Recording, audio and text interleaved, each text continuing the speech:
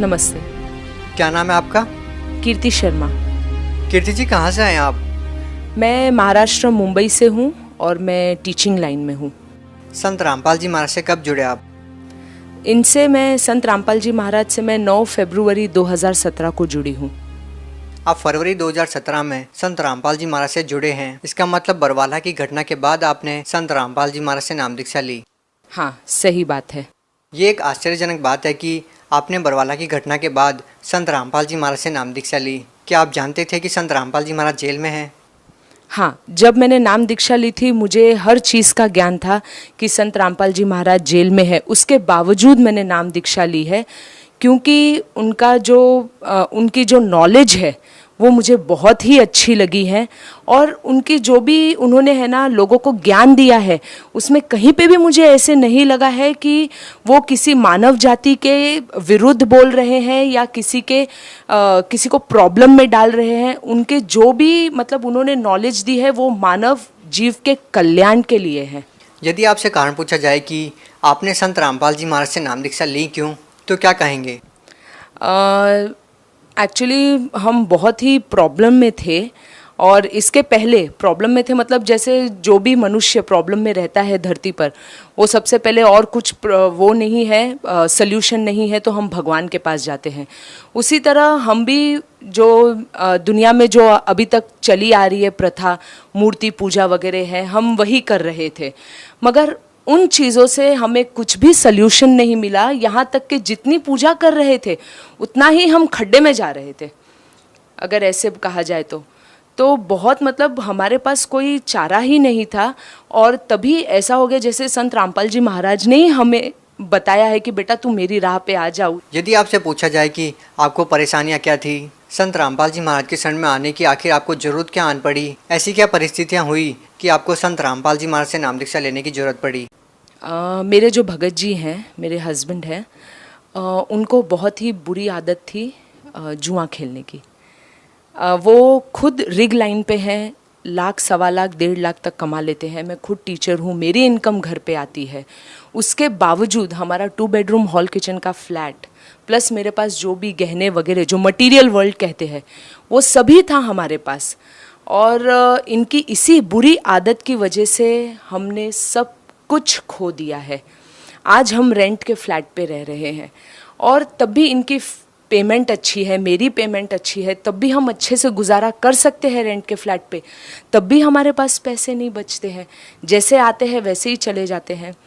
मेरे भगत जी को, हस्बैंड को पता भी चलता था कि मैं कहाँ जा रहा हूँ, मैं क्या कर रहा हूँ। उनको जुआ खेलने की आदत थी। He was a gambler, playing shares में intraday and then playing lottery and all these things. तो this was a very bad habit of him. तब भी पता नहीं किस प्रकार का उनमें खिंचाव था कि उस काल की दुनिया में, जो मैं कह रही हूँ, जो मैंने अभी यहाँ पे सीखा है, उस काल की दुनिया में वो कैसे खींचे चले जाते थे। उन्होंने मेरी कसम ली, मेरे बच्चे की कसम ली, मगर कुछ फ़ायदा नहीं था। मगर जब से, जिस दिन से हमने 9 तारीख से जो नामदान लिया है, 10वें दिन से मेरे भगत जी ये बोल रहे कि कीर्ति मुझे वहाँ पे जाने की इच्छा भी नहीं होती है, वहीं लॉटरी खेलने के लिए। हमारे पास दूध लेने के लिए भी पैसे नहीं थे।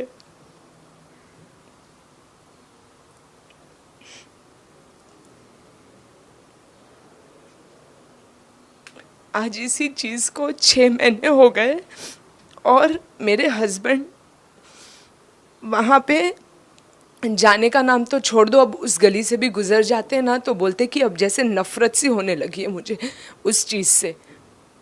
तो इतना बड़ा हमने सिर्फ 6 महीने में इतना बड़ा ड्रास्टिक चेंज संत रामपाल जी महाराज की वजह से ही देखा है।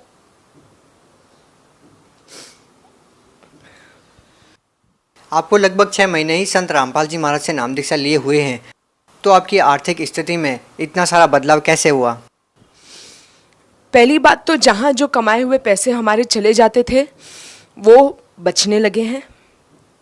लोन वगैरह, कर्जा वगैरह है, अभी भी है, मगर जो हम पूरी तरह जो डूब रहे थे ना पानी में, मेरे गुरुजी ने हमें यहाँ तक उठा लिया है। कम से कम हम सांस ले सकते हैं, सुकून से जी रहे हैं।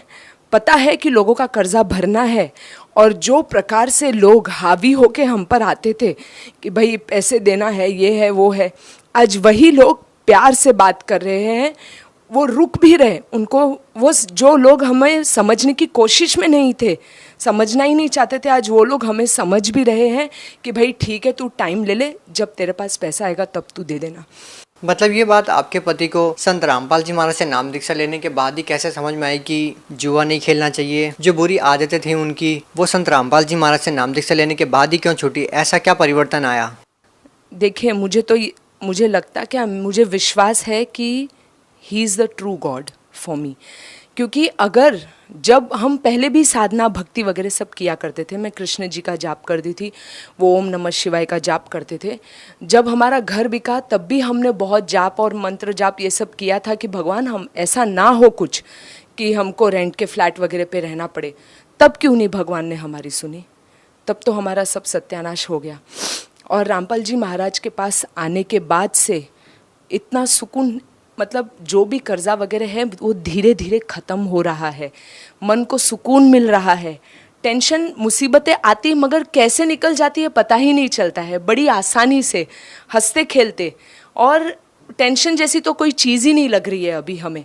अब बस ऐसे ही लगता है कि हमें बस भक्ति करना है और भगवान है ऊपर करने का। आपको तकरीबन 6 महीने ही संत रामपाल जी महाराज से नाम दीक्षा लिए हुए हैं, उसके बाद आपका संत रामपाल जी महाराज में इतना भाव है और आपको पता है कि संत रामपाल जी महाराज जी जेल में हैं, आप क्या कहना चाहेंगे? आप सही कह रहे हैं कि संत रामपाल जी महाराज अभी जेल में है, मगर जब हम जुड़े थे तब हमने ऐसे कुछ सोचा नहीं था कि वो जेल में है। बस हमें नामदान लेना था क्योंकि हमें हमारी परेशानियों से दूर होना था। जब हमने उनका नाम ग्रहण किया और उसे जाप मंत्र जो भी उन्होंने दिया है संत रामपाल जी महाराज ने, उसको जब हमने जपना वगैरह शुरू किया था तब हमने खुद एक्सपीरियंस किया कि हमारी आर्थिक स्थिति में भी लाभ हो रहा है। There are changes in our financial as well as health, and then we started feeling like why this kind of संत is put behind the bars. It's a biggest question mark for our Indian government, who has come over here to give relief to all our citizens, to all our mankind. And it's really very pitiable thing, very bad, like very sorrowful thing, that being behind the bars he is doing so much of good for people. What if he will be out of the bars? What miracle he is going to do for all of us? And we have not even seen him. We are literally dying to meet, and we are literally dying to touch his feet when he'll be out. देखिए, आप पढ़े लिखे हैं, educated person हैं आप। संत रामपाल जी महाराज के बारे में ये भी कहा जाता है कि साधारण सी वेशभूषा रखते हैं, कंठी माला ही नहीं रखते हैं, भगवा कपड़े नहीं पहनते हैं। एक ऐसा व्यक्ति संत कैसे हो सकता है? क्या आप उन लोगों की बातों से इत्तेफाक रखते हैं जो ये कहते हैं कि जो साधारण सी वेशभूषा रखते हैं वो संत कैसे हो सकते हैं? डेफिनेटली संत होना ज़रूरी नहीं है कि भगवा कपड़ा पहन लेना है, माला वगैरह कर ले लेनी है। संत इंसान मन से होता है, विचारों से संत होता है, दूसरों के प्रति उनकी क्या भावना है उससे संत होता है।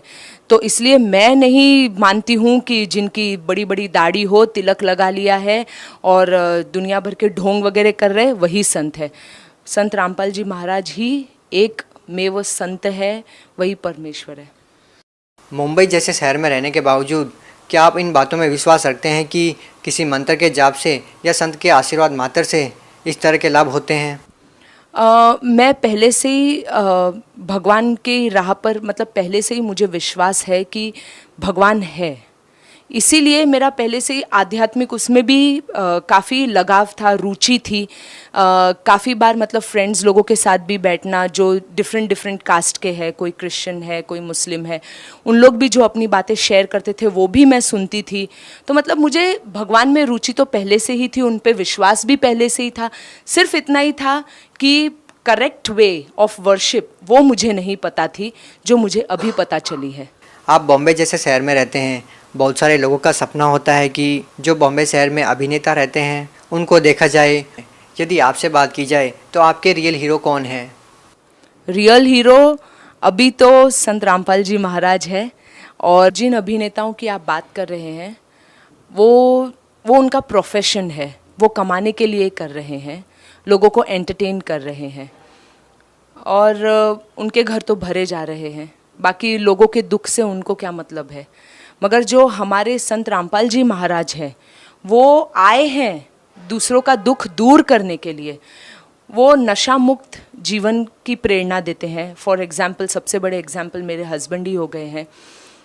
He is denying for dowry system also and like कितने सारे मेडिकल रिपोर्ट्स वगैरह जो है जो देखा गया है, मतलब लोगों को मानसिक रूप से, शारीरिक रूप से, आर्थिक रूप से, उन सभी चीज़ों से वो उनको छुटकारा दिलाने आए हैं, उनकी प्रोग्रेस करने आए हैं।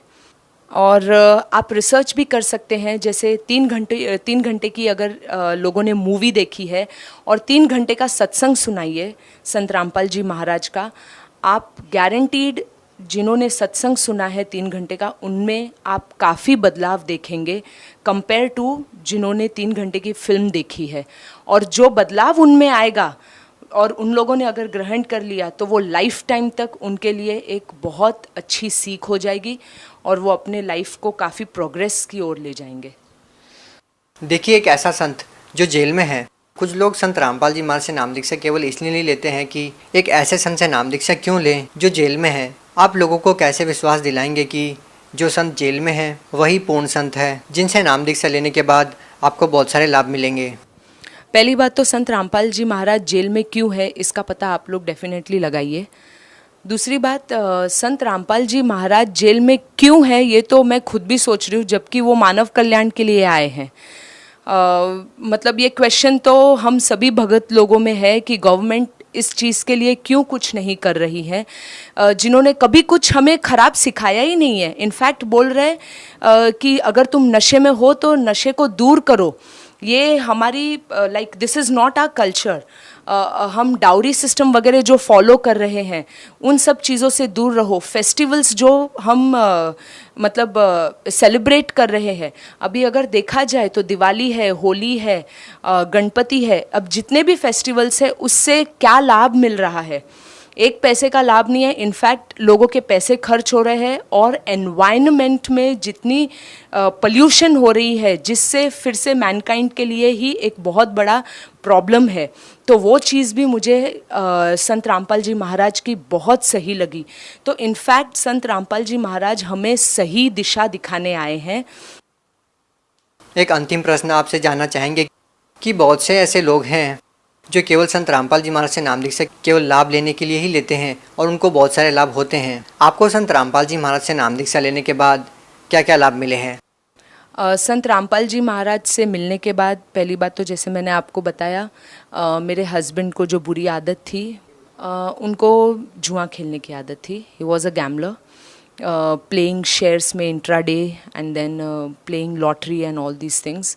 तो this was a very bad habit of him, which we got immediate treatment from our Sant Rampal Ji Maharaj. And besides that, अभी धीरे धीरे हमारी फाइनेंशियल कंडीशन भी स्टैग्नेंट होते जा रही है, संभल रही है। बहुत बहुत धन्यवाद। सत साहिब।